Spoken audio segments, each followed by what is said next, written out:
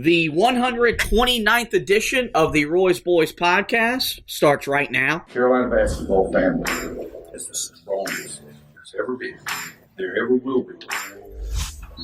Eight up freehand, King writes the ball. Pushes into Hubert Davis. 8 seconds. Davis trying to get free. Over to Fox.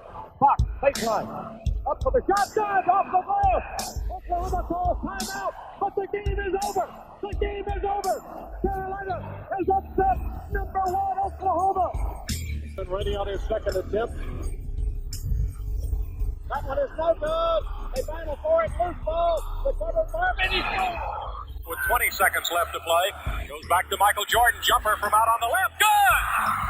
63, 62, 13, 12, 11. Georgetown with one timeout. Brent Brown looking.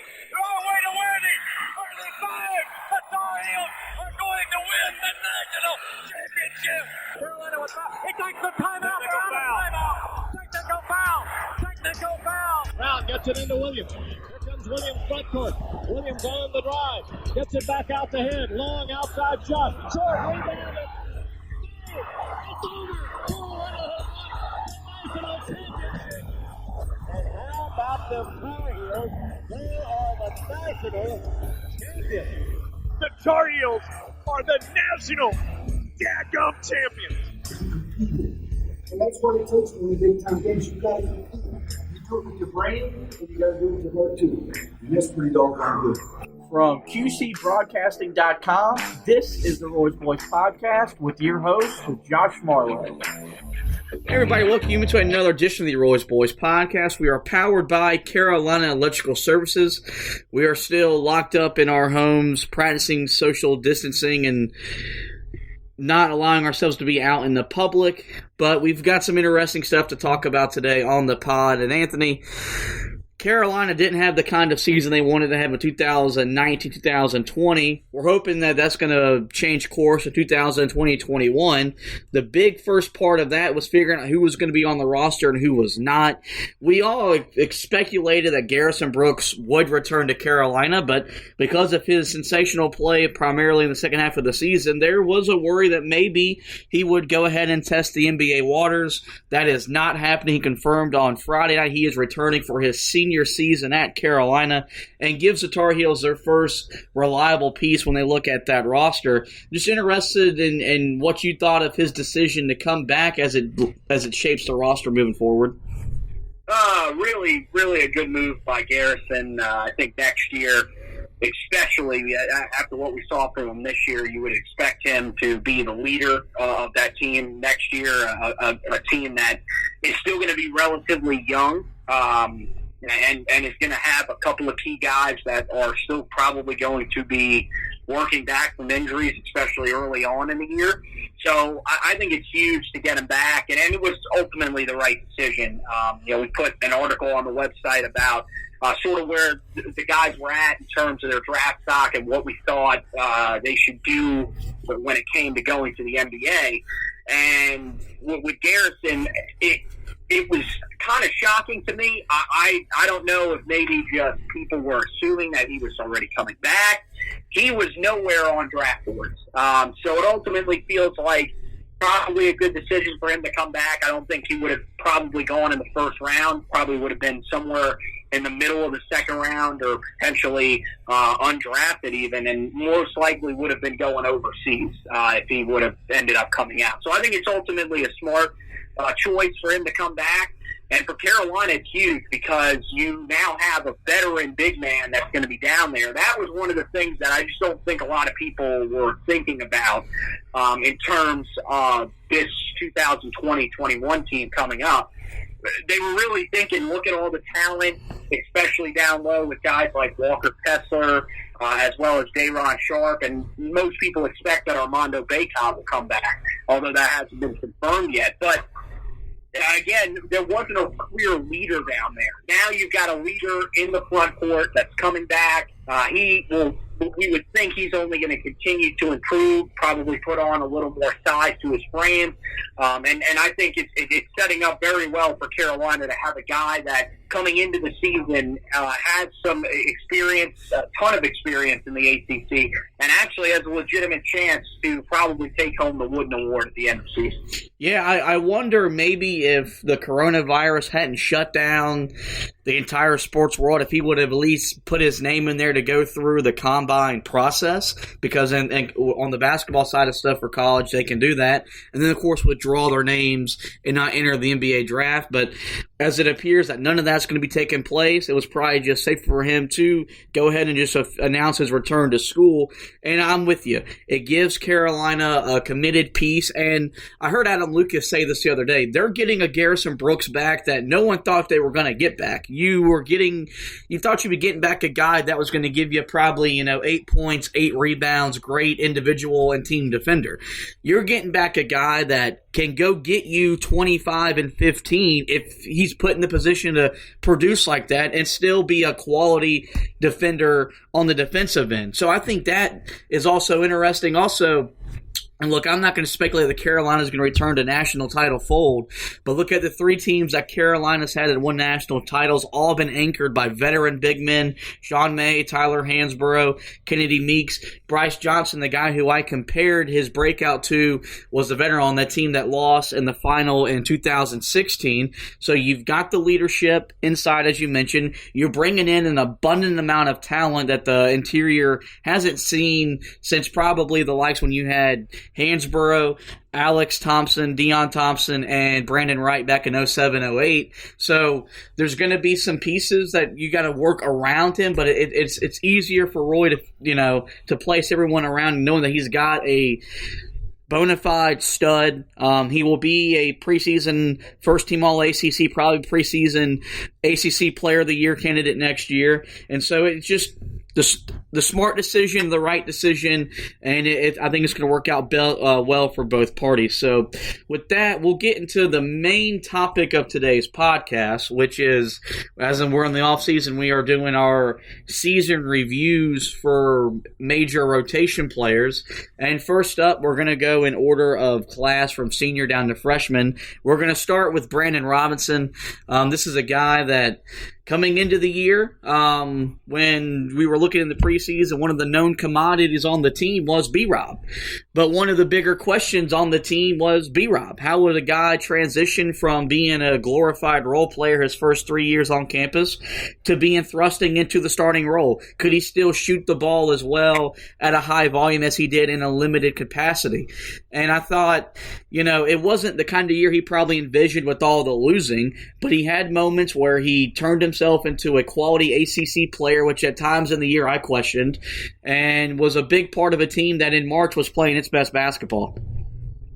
Yeah, I mean, he was just a guy that sort of, I don't even know what I'm trying to say here. He was the best example of a guy that was just fighting through what this team was, because he had so many injuries throughout the year.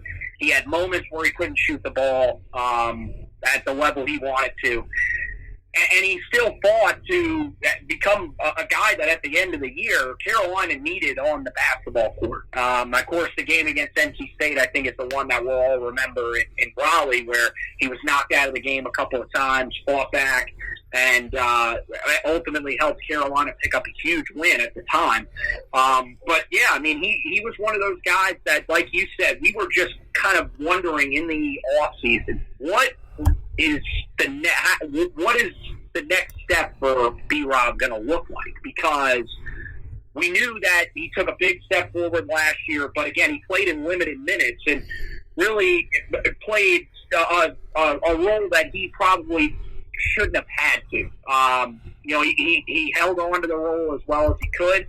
But if we're being honest, we talked about it earlier in the year, Brandon Robinson's a guy that you would much rather have coming off your bench as opposed to, being a starter in the starting lineup for you. It really just felt like he was that guy that could bring the energy off the bench, bring some shooting off the bench. And when he got into the starting lineup, it was just something that was natural for him. He was out there a little bit, maybe too much for his liking. But I'm with you. Towards the end of the year, really started to see some improvement with his shooting numbers. Was very efficient defensively at the end of the season, and was just a guy that you just had to give a lot of credit to, because through all of it, just kept fighting, and was a guy that never really seemed to give up on the season. Not like, there were some other guys that it was a little more noticeable. They were struggling trying to deal with the fact that they were losing so much. Not really Brandon Robinson. So you got to hand it to him. Great to see him go out the way that he did on senior night. But he's definitely a guy that we're gonna, I think, miss next year. With just the intensity that he brought to the court, especially when he started getting things going. Yeah, I mean, you brought up the comparison that he was a good example of fighting through the season, and I think that was spot on. You got to remember, he missed the first 4 games of the year after suffering an ankle injury in a preseason scrimmage, got in a car accident after the loss to Clemson, played the next game, then missed the next, and then the performance at NC State, where he only scored 11 points, but he went back to the locker room 2 or 3 times and found a way to come back onto the court amid State blatantly trying to hurt him at certain points in the game. And that was the kind of leadership that he added that I didn't expect him to bring to this team, because his first 3 years, I never saw B-Rob as a guy, well, man, he's a leader. He's a warrior. And in his senior day speech, he made the comment that Roy Williams told him the 2017 Final Four, you're going to become a big-time player. You just got to keep working. And he eventually did. He scored 27 in the loss to Clemson. That was at the time his career best. 2 games later, he scored 29 against Miami as the team was starting to round into form. So he was, had developed into the kind of guy that if you needed to go get buckets, he could fill it up from deep. And could do enough on the defensive end to live with it. I think you're right, where in an ideal world, he would have been your 6th man off the bench like he was last year, a guy that would come in to stretch the defense and shoot 3-pointers or add some length defensively. But this isn't an ideal world. This wasn't an ideal season, but it was still fun for fans to watch a guy battle through all the hardships of a year. A great example of perseverance, something that we can all learn from as individuals from what he displayed. And when the season started, I was sitting there looking at the roster, and I was like, when we get to that senior night, these last couple senior nights have been emotional. You've been losing Marcus Page, Joel Berry, Theo Pinson, those kind of guys. And it was emotional last year, Luke May, Kenny Williams, Cam Johnson. I didn't think you would have that kind of person when we got to senior night this year. And then we got to it, and then when you realize that that's the last time that B-Rob was going to play on Roy Williams' court in the Smith Center, it was emotional. That just kind of shows the kind of growth that he had over his 4 years and his final season in Chapel Hill, albeit not going the way it wanted it to go. Yeah, I mean, it's just, you don't really realize that you've got guys like that until, it's almost too late. And, it's just, he's a guy that, Roy Williams always talks about these types of guys being, the guys that nobody really gets talked about. But I think that when they get, when they realize next year that they don't have a guy as strong as Brandon Robinson was off the bench 2 years ago, and even in the starting lineup this year. I mean, look, right now we have no idea who that 2 guard is going to be. There's a lot of experience that's going to be gone, and even though you look at Brandon Robinson and say, well, he's really maybe not a guy that's the best representation of what we think we should have at the 2 guard. He's still a guy that could shoot the ball for you. He's still a guy that could defend at a high level at times. And I think it's going to be one of those guys that when we look back next year, especially early in the year, we're going to say, man, we didn't realize how much we were going to actually miss it. But we do. I mean, it's very similar to Kenny Williams from this past year. I mean, we didn't realize how good of a defender Kenny Williams was until he wasn't there anymore. And that's the feeling that you get from Brandon Robinson. I think Carolina is going to find a way to definitely replace his production. But the other thing is now you're going to have to find another guy that's going to be a senior leader, an example for these guys. Somebody that, this year we saw multiple times basically pick Cole Anthony's head up and help him out. We don't know if Cole Anthony's going to be there or not, but there's going to have to be a senior guy that's going to be able